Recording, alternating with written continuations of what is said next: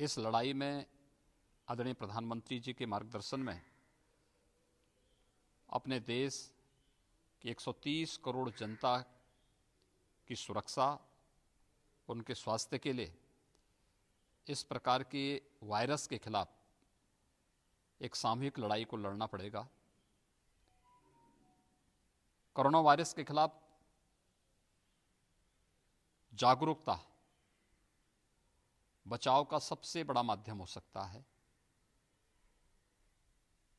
बीमारी के उपचार से महत्वपूर्ण पहलू बचाव का है और बचाव के लिए ही ये सारे प्रयास किए जा रहे हैं, क्योंकि कोरोना वायरस एक संक्रामक बीमारी है, छूत की बीमारी है।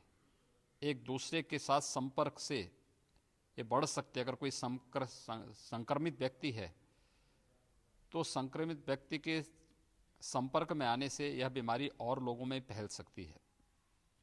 इसलिए आवश्यक है कि हम सोशल डिस्टेंस बना करके रखें, बार बार हाथ धोने और अन्य जो भी सुझाव डॉक्टरों के द्वारा दिए जा रहे हैं, चिकित्सकों और विशेषज्ञों के द्वारा दिए जा रहे हैं, उन सब का हम ध्यान रखें। ये अत्यंत महत्वपूर्ण है। और इसी दृष्टि से आज ये जनता कर्फ्यू का आह्वान देश की 130 करोड़ जनता को कोरोना वायरस से सुरक्षित रखने के लिए आदरणीय प्रधानमंत्री जी ने किया है। मैं आह्वान करूंगा, जनता कर्फ्यू में हर नागरिक अपनी सहभागिता दर्ज करते हुए अपने राष्ट्रीय कर्तव्यों का निर्वहन करें।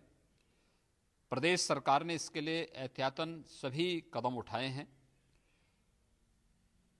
कोरोना वायरस के बचाव की दिशा से हम जितनी सावधानी बरत लें वो अत्यंत महत्वपूर्ण होगा। जो लोग इस संक्रमण की चपेट में आए थे, प्रदेश में यह संख्या कुल 27 थी, जिनमें से 11 पूरी तरह स्वस्थ हो चुके हैं। शेष सभी लोग स्टेबल हैं, तेजी के साथ उनके स्वास्थ्य में सुधार हो रहा है। हमारा प्रयास होना चाहिए कि हम ये संख्या किसी भी स्थिति में न बढ़ने दें, और इसके लिए हमें जनता कर्फ्यू जैसे कार्यक्रमों के लिए तैयार रहना होगा। एक तरफ मैं उन सभी पूरे प्रदेशवासियों का आह्वान करूंगा कि हम इस अभियान का हिस्सा बने। दूसरी तरफ जो हमारी टीम लगी है, चिकित्सकों की, पैरामेडिकल की, स्वास्थ्य क्षेत्र के विशेषज्ञों की, एसडीआरएफ, एनडीआरएफ, सेना, अर्धसैनिक बलों के जवानों की, पुलिस बल के जवानों की, प्रशासन के जुड़े हुए विभिन्न विभागों से जुड़े हुए जो हमारे अधिकारी और कर्मचारी हैं, इनके द्वारा जिस तरीके से फ्रंट फुट पर आकर के इस लड़ाई को लड़ने की कार्रवाई की जा रही है वह अभिनंदनीय है। मैं साथ ही साथ जनता से अपील करूंगा कि वे इससे घबराएं ना, बल्कि इसके खिलाफ लड़ें। सरकार पूरी तरह उनके साथ में है। हमने पहले भी कहा है कि किसी भी आवश्यक वस्तु की कमी हम प्रदेश के अंदर नहीं होने देंगे। जिन्हें काम नहीं मिल पा रहा उन्हें भरण पोषण भत्ता की व्यवस्था और उनके लिए खाद्यान्न की व्यवस्था सरकार कराएगी। उपचार इसके लिए निःशुल्क जांच निःशुल्क उपलब्ध करा दिए गए हैं। हमारे पास पर्याप्त मात्रा में अभी 2000 से अधिक हमारे पास आइसोलेशन बेड हैं, और हम लोगों ने आगामी 2 दिन के अंदर इस लक्ष्य को 10,000 से ऊपर पहुंचाने की कार्रवाई को आगे बढ़ा दिया है। कहीं कोई समस्या नहीं। इसलिए अपने यहां कोई भी चीज जमा न करें, भीड़ भाड़ न लगाएं। बाजार में अनावश्यक दुकानों में भीड़ लगा करके सामानों को अपने यहां जमा न करें।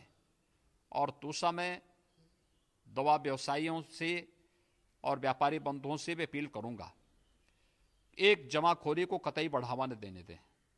दूसरा, किसी भी वस्तु का दाम जो उसका वास्तविक एमआरपी है उससे अधिक दाम कतई न लें। अगर कहीं भी ये दुरुपयोग होने का या कहीं भी इस प्रकार की शिकायत मिलेगी, सरकार इस मामले में बहुत सख्त कार्रवाई करेगी। हर व्यक्ति इस बात को ध्यान में रखें। देश की इस लड़ाई में हर नागरिक की सहभागिता आवश्यक है, और आज जिस तरीके से प्रत्येक नागरिक के द्वारा इस जनता कर्फ्यू में अपनी सहभागिता सुनिश्चित की जा रही है वह स्वागत योग्य है। निश्चित ही हम इस प्रकार के अभियान के में सहभागी बनकर के कोरोना वायरस को परास्त करने में सफल होंगे। इस पूरे अभियान के लिए जनता जनार्दन के सहयोग की अपेक्षा करते हुए मैं सबके प्रति इस लड़ाई में सहभागी बनने की भी अपील करता हूं। धन्यवाद।